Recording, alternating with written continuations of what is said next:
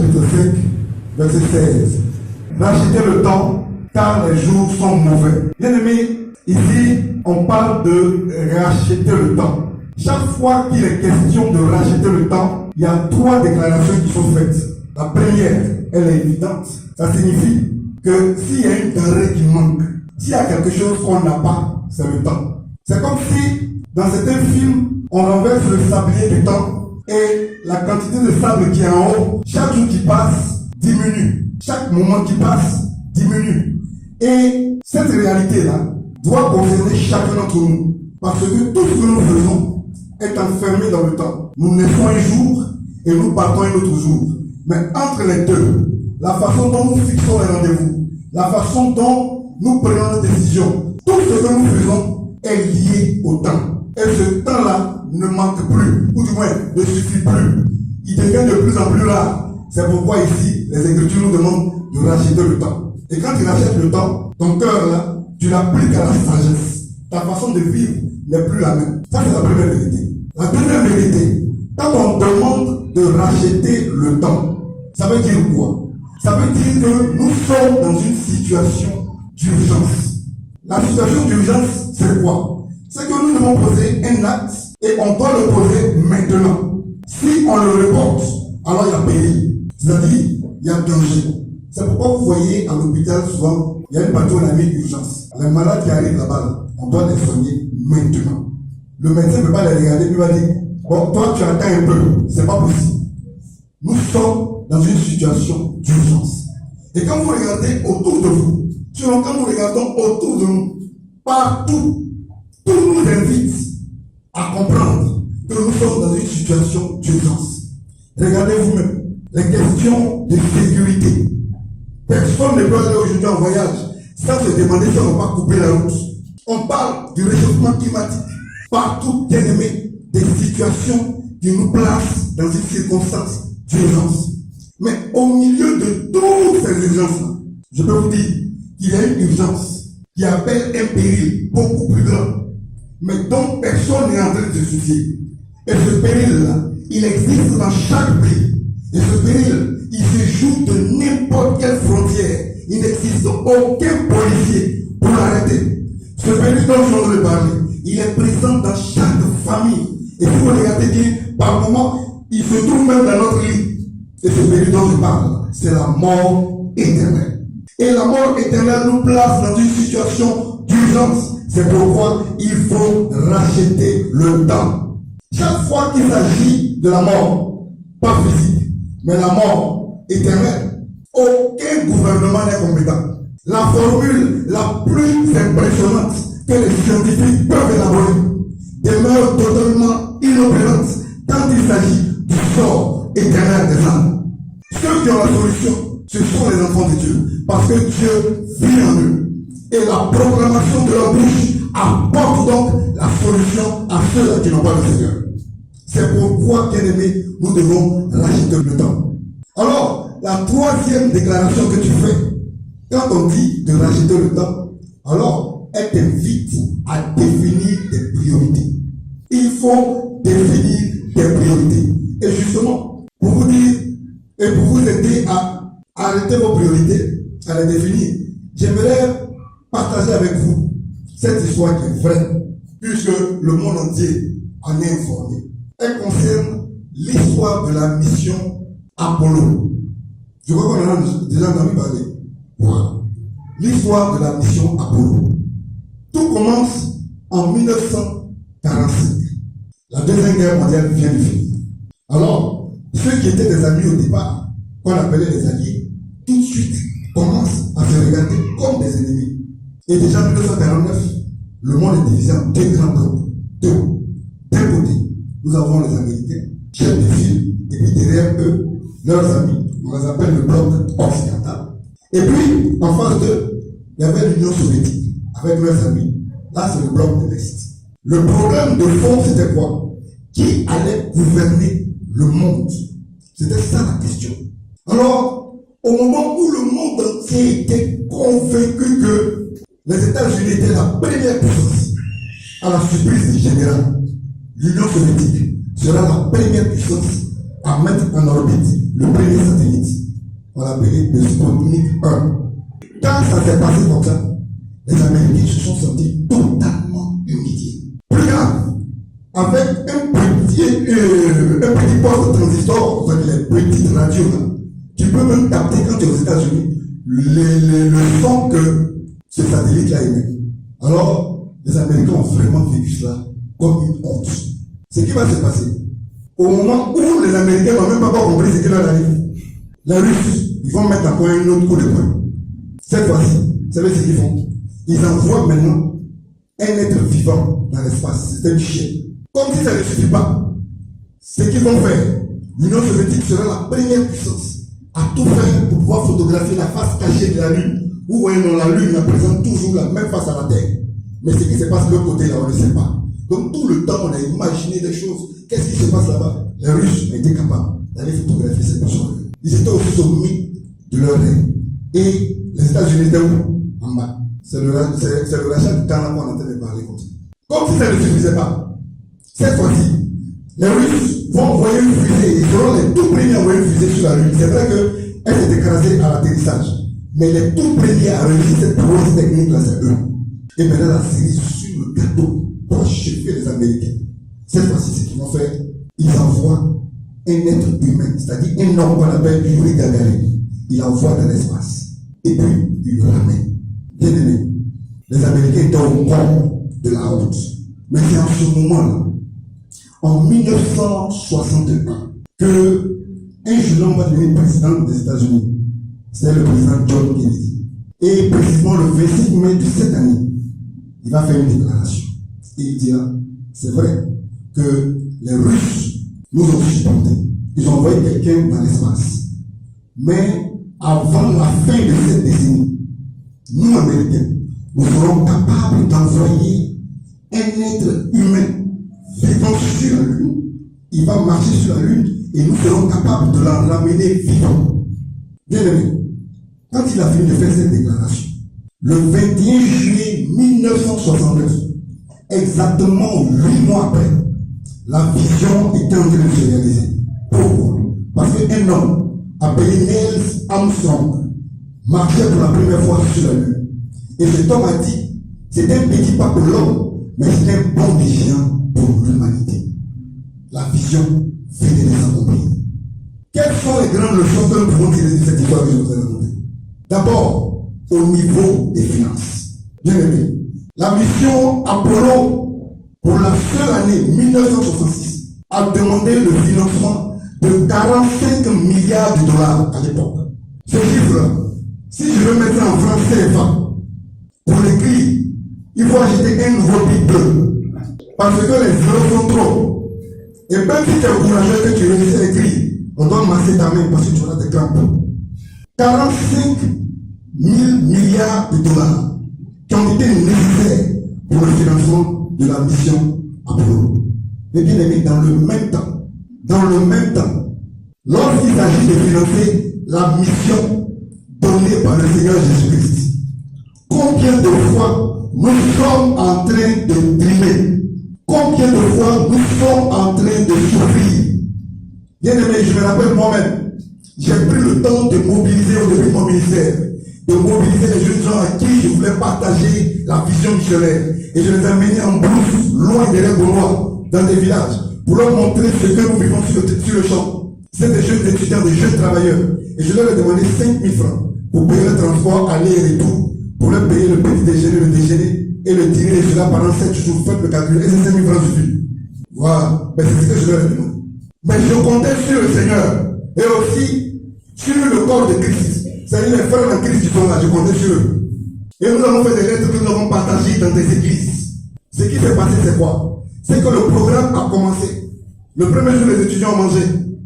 Et moi, j'étais en ville pour récolter ce qui m'avait été promis. J'ai été dans de grosses églises. Le mur était marbré, à bois, carreau sur le mur. J'avais rendez-vous ce jour-là. On m'a dit que le serviteur était en conseil. Mais c'est ce jour-là que j'ai été le plus humilié de ma vie. Parce qu'on m'a pris pour un escroc. Vous voyez ce qui a été mobilisé comme finance pour envoyer 3 personnes sur la Lune. Et cette prouesse n'a aucun impact sur le sort des âmes qui partent. Mais l'argent était mobilisé au-delà de ce que les gens même voulaient faire. Il y en a même un surplus. Mais pour que les gens puissent entendre parler de Jésus-Christ, bien aimé, nous fusions. Je me rappelle une fois, j'ai été dans la maison d'un homme de notre église, dans ce monde, était dans l'ancienne communauté. Et là-bas, quand j'avais reçu l'appel de Dieu, vous savez, dans le ministère de Campus pour Christ, on est amené à rencontrer des gens tête à tête et leur présenter le besoin de la mission.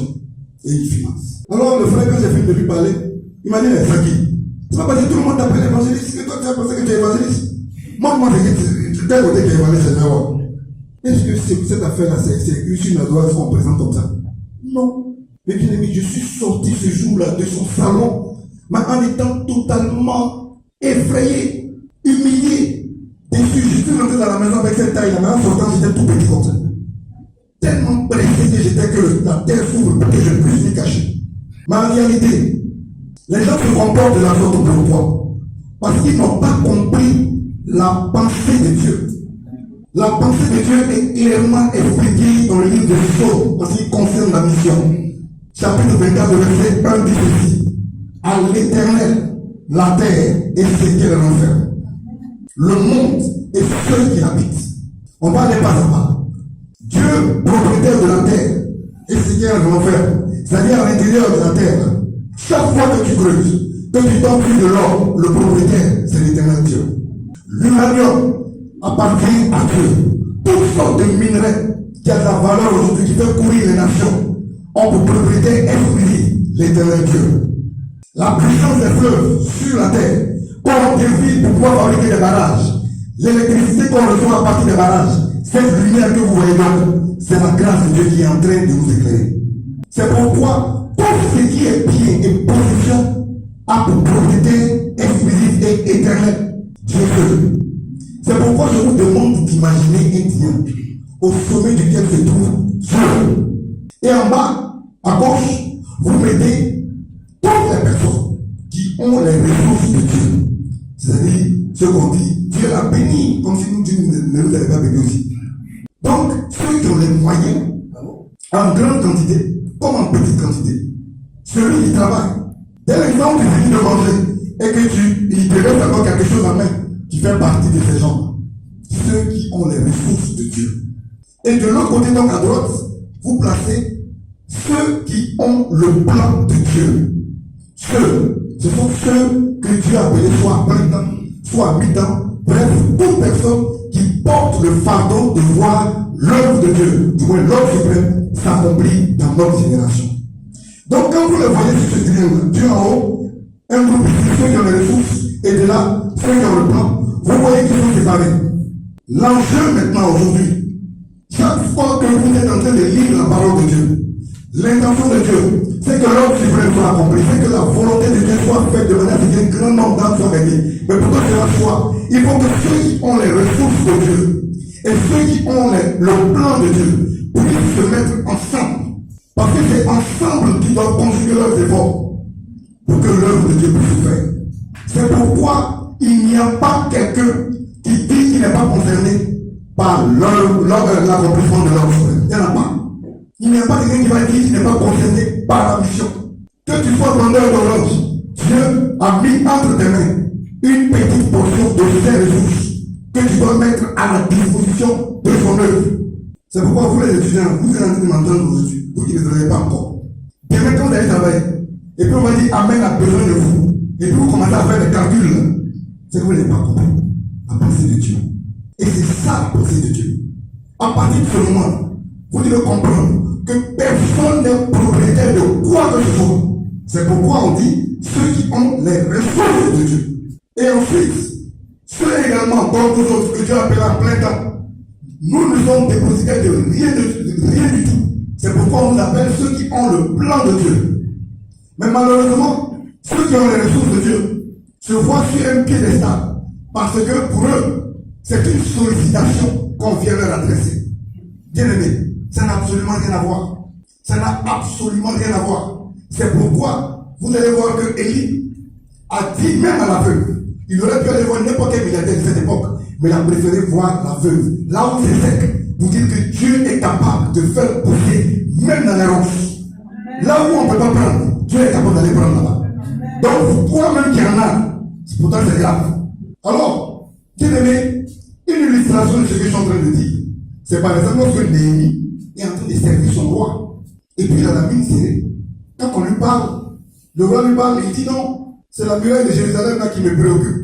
Vraiment, il est au comble même de la honte. Alors, Néhémie, qui a le plan de Dieu là, il peut aller à Jérusalem pour faire le travail. Mais qu'est-ce qui va se passer? Ça ne suffit pas. Le roi lui-même met à sa disposition des moyens. C'est la même chose avec Esdras, qui a le plan de Dieu, dans la même période, qui retourne pour la reconstruction, mais le roi lui-même met non seulement des ressources, mais il lui donne des lettres pour que tous ceux qui ont les ressources, les gouverneurs, les satrapes, à cette époque, mettent toutes sortes de moyens à la disposition de celui qui a le plan pour que la vision missionnaire de Dieu puisse s'accomplir. C'est pourquoi, tout autant que nous sommes, pasteurs, travailleurs, nous sommes tous dans la même équipe du Seigneur, appelés à plein temps, à mi-temps ou à quart de temps. Nous sommes tous dans le champ de Dieu. Nous sommes tous sur le même pied d'égalité. Parce que la pensée de Dieu, c'est que justement, son œuvre missionnaire puisse s'accomplir avec toute son armée, à l'intérieur de laquelle se trouve chacun d'entre nous ici, dans cette salle. Bien aimé, continuons toujours de parler de ces choses. J'aimerais vous faire remarquer que Dieu m'a fait la grâce un jour de rencontrer quelqu'un qui avait compris cette pensée-là, qui avait vraiment compris la pensée de Dieu. Et qui a compris que, à partir de ce moment-là, lui, en tant que quelqu'un qui avait les ressources de Dieu, devait les mettre à la disposition du Seigneur pour que ceux qui ont son plan puissent voir la vision missionnaire de Dieu s'accomplir. C'était à Yamsogo, une campagne d'évangélisation qu'on appelle l'opération Jéricho. Je suis arrivé à Yamsogo pour les préparatifs là, et nous étions pratiquement à une semaine. Les orateurs devaient arriver, qui n'avaient même pas encore été capables de louer les chambres. On devait faire un dîner pour les cadres, zéro du tout. Et bien d'autres choses. On devait même louer le lycée scientifique, le dortoir.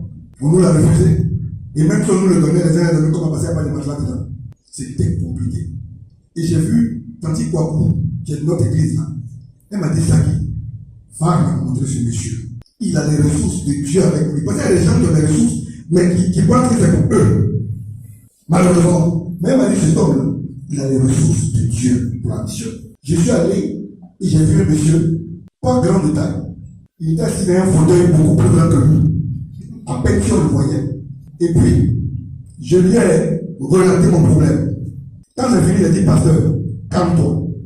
Tu vois, là où je suis assis ici, Dieu m'a mis là pour régler ce genre de problème, pas pour signer les documents seulement. Donc, je vais prendre les problèmes un à un. J'ai dit, bon, premièrement, les orateurs, je ne sais pas où je vais les loger. Il dit, on va aller doucement. Il prend son téléphone. Bien aimé, il a les ressources de Dieu. Il appelle le directeur général de l'hôtel président. Amen. Et puis lui dit, je crois que c'est un monsieur, il dit DG, mais pasteur et moi, on organise un programme. Mais ceux qui vont venir par chambre, je ne sais pas où ils vont dormir. Et puis le monsieur, il sont combien? Il dit 5. Il dit, nous allons prendre 5 chambres. Bien aimé, orateur logé, 5 étoiles. Sur le chien. Il dit, tu dis quoi encore? Il dit, je n'ai pas encore fait la publicité de l'événement. Il prend son téléphone, il appelle le directeur général des radios de Yamsogo. Et puis il lui dit, viens ici parce que j'ai un problème. Le monsieur vient. Quand le monsieur s'assoit, et puis il dit, mon pasteur et moi on organise un programme, mais on n'a pas encore commencé la publicité. Il dit, pasteur, tu veux combien de temps? J'ai dit, bon, ça dépend de vous. Il dit, bon, tu as un mois de publicité gratuite. Alors que moi, j'ai organisé seulement une semaine. Quand quelqu'un a les ressources de Dieu, voici comment il agit. Quand il a la pensée de Dieu, voici comment il agit. Si tous ceux qui ont les ressources de Dieu dans cette salle décident de comprendre la pensée de Dieu, bien aimé, nous allons bâtir un temps de développement. Amen. Alors, c'est pas encore fini. Puisqu'on m'a donné le docteur, il n'y avait pas de matelas dedans. Bien aimé, il a dit, Saki, attends-moi au lycée scientifique. Bien aimé, c'était l'une des plus grandes surprises dans ma vie. Je suis arrêté. Et puis, mon téléphone sonne. Alors, c'est un militaire. Vous savez, les militaires, ils ne savent pas parler doucement. Pasteur, tu es où? Il a dit, je suis à l'école. Bon, on arrive ici, on vient de faut être là. J'ai dit, mais c'est quoi? Moi, je suis venu dans une conférence, c'est pas de rendez-vous avec des militaires. Bien aimé, je n'avais pas de matelas. Oh là là. J'ai vu les cargos chargés. Les matelas des militaires qui étaient à la caserne de Yamsogo. On les a mis dans 5 camions. Remplis. Les camions sont venus décharger les matelas. J'ai compté, fatigué. Bien-aimé, voici comment Dieu veut que son armée comprenne sa pensée pour l'accomplissement de l'œuvre missionnaire. Amen. Quand on n'a pas la pensée de Dieu, et qu'il s'agit de la journée de la mission qu'on met le panier, bien-aimé, chacun fouille de sa main dans sa poche, il connaît la forme de 500. Il connaît la forme de 2000. Quand c'est 5000 là, ça ne fait pas trop caca. Mais quand tu as compris la pensée de Dieu, chaque fois qu'il est question de la vision de Dieu, mais tu es capable de te placer dans la peau de ceux qui ont financé la mission Apollo jusqu'au-delà de ce qu'on avait espéré attendre. Bien aimé, ça c'est la première leçon en ce qui concerne les finances. Ensuite, alors je viens de vous dire que la mission Apollo avait mobilisé près de 45 milliards de dollars. Mais ensuite, ce n'est pas tout. En ce qui concerne la main-d'œuvre, la mission Apollo a mobilisé 40 000 personnes qui ont travaillé sur le projet. Lorsque le président Kennedy a eu la vision, c'est en quantité qu'on a mobilisé les gens. Le nombre de personnes qui se sont portées même volontaires est beaucoup plus grand que celui-là. On était en Afrique près de 300 000 personnes qui voulaient s'engager directement, mais il n'y avait pas de place. Mais aujourd'hui, quand on dit, quels sont ceux qui vont venir à l'évangélisation le soir, même pas pour aller sur la lune de là, même pas pour aller sur la lune, mais pour la préserver le temps. C'est pourquoi il faut racheter le temps. C'est pourquoi il faut racheter le temps. On n'a plus le temps d'hésiter. Nous n'avons plus le temps d'hésiter. Il faut qu'on s'engage. 40 000 personnes ont été recrutées. Un très grand nombre de personnes. Vous voyez, il y avait une quantité incroyable. C'est pourquoi le problème que le Seigneur pose n'a jamais été un problème financier. Quand il s'agit de l'accomplissement de l'œuvre missionnaire, jamais, nulle part dans les Écritures, chaque fois que le Seigneur avait besoin de quelque chose, il donne juste des instructions. Pour la Pâque, il ne dit pas aller chercher l'argent pour aller louer un endroit où on va célébrer. Il dit rentrez ici, allez vous préparer ça. Il te faut un âne pour pouvoir avancer. Il dit détacher l'âne là-bas, le maître en a besoin. Il envoie quelqu'un, on lui envoie là. Pour payer les impôts, automatiquement, c'est un poisson même. Tellement il veut banaliser la richesse. C'est dans la bouche d'un poisson qui ne sait ni parler, ni s'exprimer, qui met un diadème. Vous dites que toi qui es intelligent, qui t'accroche au bien, tu n'as pas compris grand chose. Donc, les fonds n'ont jamais constitué de problème pour le Seigneur, jamais. Mais le problème réel, c'est quoi? Luc, chapitre 10, verset 2. Il est dit, la moisson est grande, mais la suite, c'est quoi? Est-ce que vous voyez? Ce constat-là demeure le même de génération en génération. Jamais le Seigneur n'a posé un problème financier, où que ce soit. C'est pourquoi c'est le Dieu, quand tu es dans le champ missionnaire, n'ayez pas peur de l'argent. Jamais, il ne faut même pas avoir peur de l'argent. Si quelqu'un ne te donne pas, ça signifie qu'il n'est pas un canal que Dieu a prévu pour te bénir. C'est la seule chose que ça veut dire. Ça ne veut pas dire aussi que lui-même il sait être un enfant de Dieu. Mais ça veut dire que Dieu lui donne le temps pour qu'il comprenne qui il est. C'est tout. Donc, le Seigneur prend le temps lui-même de régler ses propres problèmes lui-même. Donc, le problème avec le Seigneur, c'est tout seulement au niveau des hommes que nous sommes. Parce que c'est nous qui avons été la cible du diable. De manière à ce que nous soyons détournés de ce qui intéresse Dieu. Si le jardin d'Éden n'avait pas été doublé, bien aimé, on serait en harmonie parfaite avec le Créateur. Donc, c'est cet impact que le diable a eu sur nous qui continue encore jusqu'à aujourd'hui. C'est pourquoi, quand lui il part, les hommes font autre chose. La moisson est grande, mais il y a peu d'ouvriers. Dans le cadre de la mission Apollo, 40 000 personnes pour envoyer 3 personnes en tourisme sur la Lune. On a refusé des dossiers. Pourquoi je vous le dis? Parce que les gens qui ont été mobilisés l'ont été également non seulement en quantité, mais en qualité. À cette époque-là, bien aimé, pour travailler sur le projet, il n'est pas question de dire non, je suis 5e, j'ai 15 témoins, ça n'intéresse pas les gens. C'est vraiment les premiers. Même deuxième chose, quand tu es recruté, tu vas transférer. Donc c'était le nec extra qui était concerné par la réalisation de ce projet. Seulement le nec extra. Maintenant, regardez vous-même. Il y a un certain nombre de paradoxes dans lesquels nous sommes en train de vivre. Pour ce projet, les parents étaient fiers de déléguer leurs enfants les plus brillants pour partir, pour travailler. Mais dans le même temps, premier paradoxe, les parents sont choqués quand leurs enfants ou leur enfant qui a été pris de la 6e à la terminale, qui a eu le bac avec la mention, il arrive en année de maîtrise, il ne se fait pas préparer 2 heures. Et quand il dit que papa, Dieu m'a appelé après là, la famille pleure, tout le monde pleure. Catastrophe. C'est un choc. Mais si ce même enfant était directeur général de Solibra qui fabrique la bière et que les gens boivent pour aller faire assistant le week-end, on avait frappé le boîte. C'est le directeur de Solibra qui est là. Ça ne choque personne. On est choqué quand on veut servir Dieu à plein temps. Notre père, notre mère est triste. Elle a l'impression que tout lui tombe sur la tête. Mais dans le même temps, si tu es le directeur financier d'une société qui fabrique des allumettes, elle sera fière. Vous me comprenez? Autrement dit, nous sommes en train de déclarer que notre Dieu n'est pas digne d'être honoré avec ce qui est excellent de la part de l'espèce humaine. Et pourtant, lui qui nous a donné le souffle de vie, ne serait-il pas digne de bénéficier de toutes ces choses? Je me rappelle, je suis avec le pasteur Sinali, dans notre église de Bougon. Il est en train de le causer. Puis il y a un papa là. Il tire son enfant, vous voyez comme la main dont on tire les moutons des tabaski. Les moutons ne veulent pas marcher, donc il fixe le pied dans le sol. Donc on tire le mouton, il y a des traces. C'est comme ça qu'il va tirer son enfant. Il tire l'enfant pour l'envoyer dans l'église. Ah, Sinali dit, mais monsieur, il y a quoi? Il dit, je veux voir le pasteur. Bon, le pasteur Sinali à l'époque était moins simple. Donc quand tu regardes, ça passe avec les élus de la joie, le pasteur principal. Sinali dit, c'est moi. Il dit, ah, pasteur, tu vois mon enfant là? C'est pas la peine. Je l'ai mis à l'école.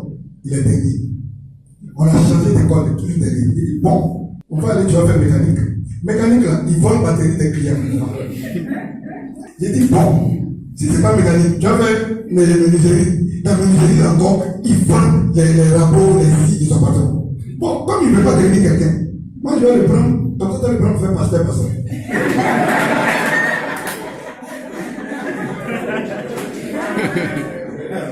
Vous voyez là où je sais, vous ne regardez pas ça. Et c'est ça. Ça, c'est la pensée du monde. Dieu n'est pas digne d'être honoré. Lorsque cette prostituée prend un vase d'albâtre, un parfum de grand prix, qu'elle va briser sur les pieds du Seigneur, non, il n'est pas digne de ça. Non, il n'en est pas digne. Lorsque Rahab, la prostituée, décide de trahir toute la nation, parce que la nation des nations a fait son entrée à Jéricho. Non, ce n'est pas juste. Bien aimé, lorsque toi, tu prends ton diplôme et tu le mets à la disposition du Seigneur, le monde criera, non, ce n'est pas possible, mais c'est le ciel qui va se mettre debout pour t'accompagner dans ta décision. Dieu a besoin de personnes de qualité pour porter son message, pour porter sa voix, pour aller au-delà des nations. Des gens qui vont s'exprimer afin que les cœurs soient réellement touchés. Des gens qui vont parler et que le monde va comprendre réellement Jésus-Christ lui-même s'est toujours tenu droit debout derrière eux pour envoyer la parole de feu sur ceux qui entendent. Voici ce que le Créateur veut faire. Bien aimé, mais malheureusement, les gens ne comprennent pas les choses de cette manière. Ceux qui ont été mobilisés pour la mission Apollo, bien aimé, c'était des gens mais consacrés, qui étaient prêts au sacrifice suprême. Regardez par exemple, le jour des lancements, parce que c'est vrai qu'on voit la fin, des gens marcher sur la lune, mais entre le jour de la vision et puis sa réalisation au milieu, il y a eu beaucoup de sacrifices. Par exemple, au cours de l'un des lancements, ce qui s'est passé, on invite, et puis ça s'est fait en direct en plus. Donc la famille de ceux qui s'en vont, leurs femmes, leurs enfants, leurs pères, leurs mères, s'ils sont vivants, ils sont dans une salle, et puis ils regardent en direct. Et puis le compte à l'église commence.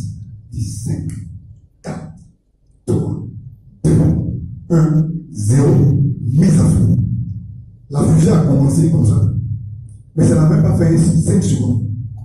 Elle a explosé. À l'intérieur, il y avait 3 astronautes. Et leur femme, regarde, en direct. L'homme qu'elles ont aimé, parti dans un brasier, définitivement. Les parents qui ont éprouvé une fierté légitime de voir leur enfant arriver à ce poste-là, voir leur rêve anéanti.